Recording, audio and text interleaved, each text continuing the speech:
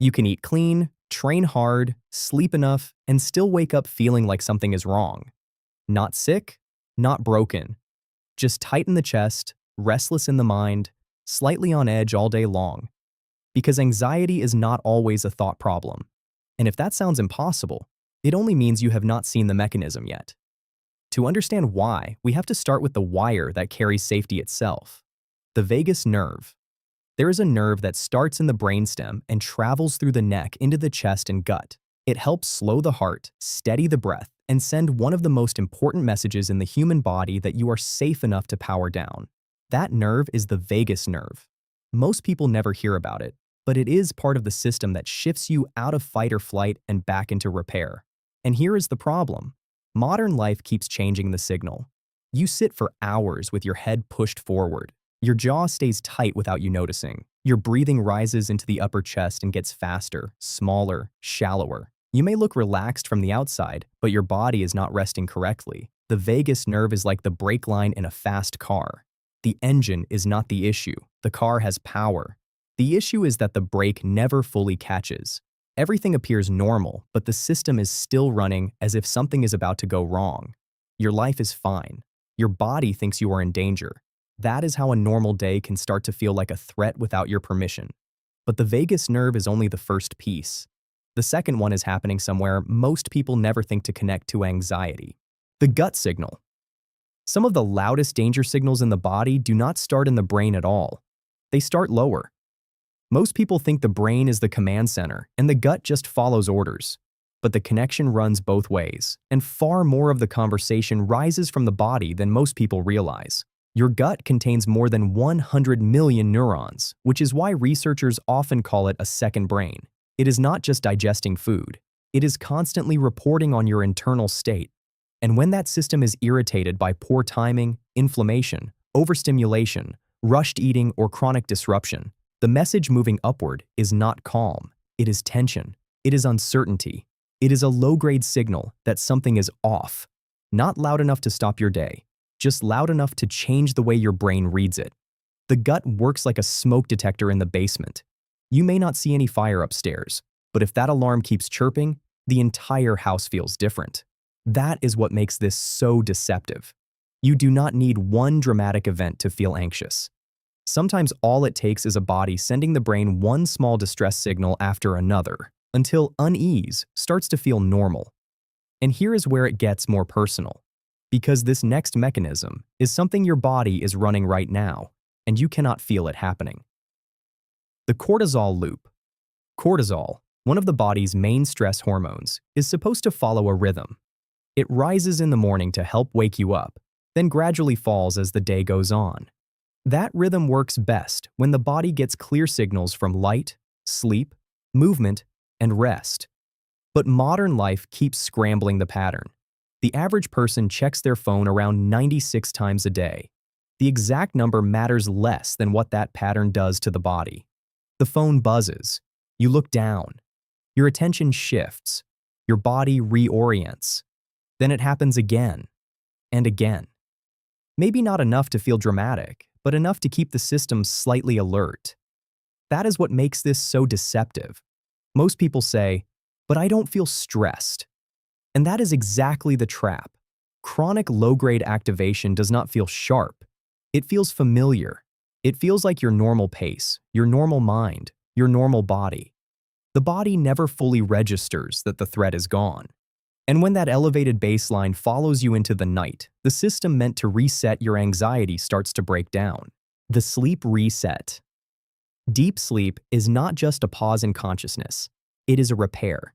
It is when the brain turns down emotional volume, clears out some of the noise collected during the day, and resets the threshold that decides how reactive you will feel tomorrow. When that process works, you wake up with more distance from stress, more buffer, more control. But modern life keeps cutting into that repair window. Artificial light after sunset tells the brain that the day is still going.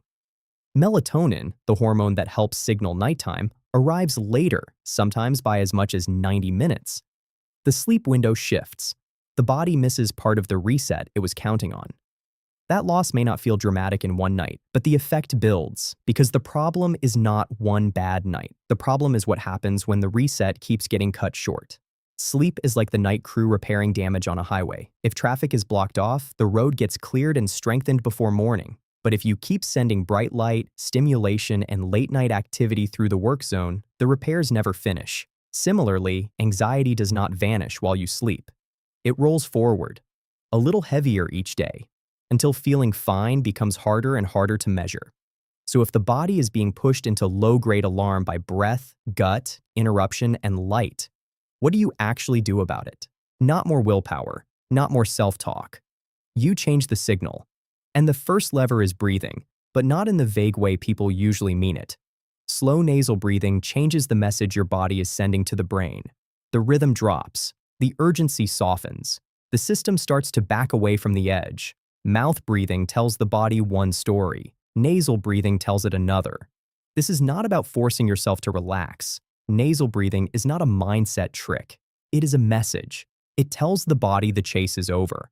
But one calm breath is not enough if the rest of the day keeps pushing the system back in the wrong direction. Breathing sends the first signal.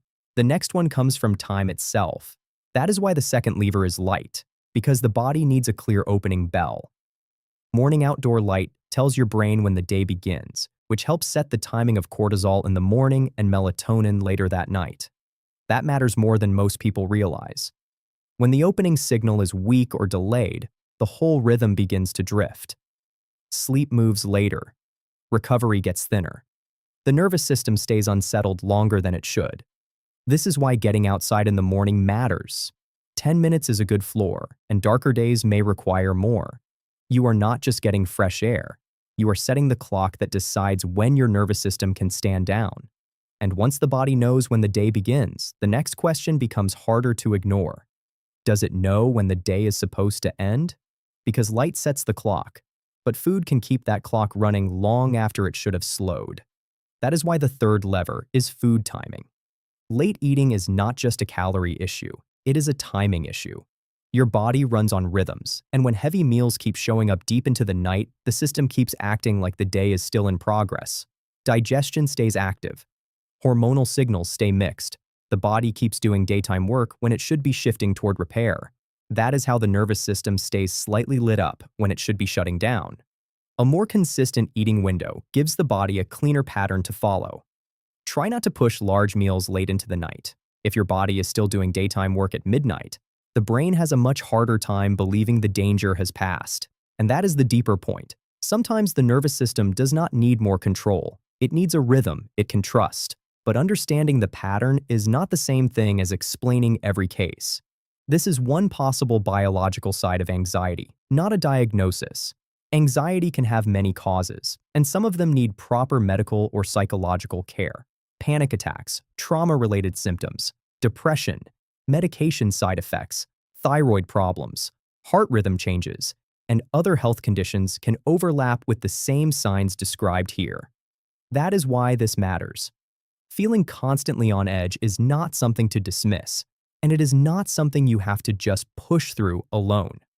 If anxiety is strongly affecting your sleep, work, relationships, or daily life, speak with a qualified clinician who can help you sort out what is really driving it. Healthy people are not anxious because they are weak. They are anxious because the body does not make decisions based on logic first. It makes decisions based on signals. And modern life is full of signals that whisper the same message all day long. Stay alert, stay ready, do not power down yet. So if you feel anxious in a life that looks fine from the outside, that does not mean you are broken. It may mean your nervous system is doing exactly what it was built to do. The problem is not always the person. Sometimes the problem is the environment the person is running in. Your nervous system is not failing you. It is protecting you in a world that rarely tells that the danger is over.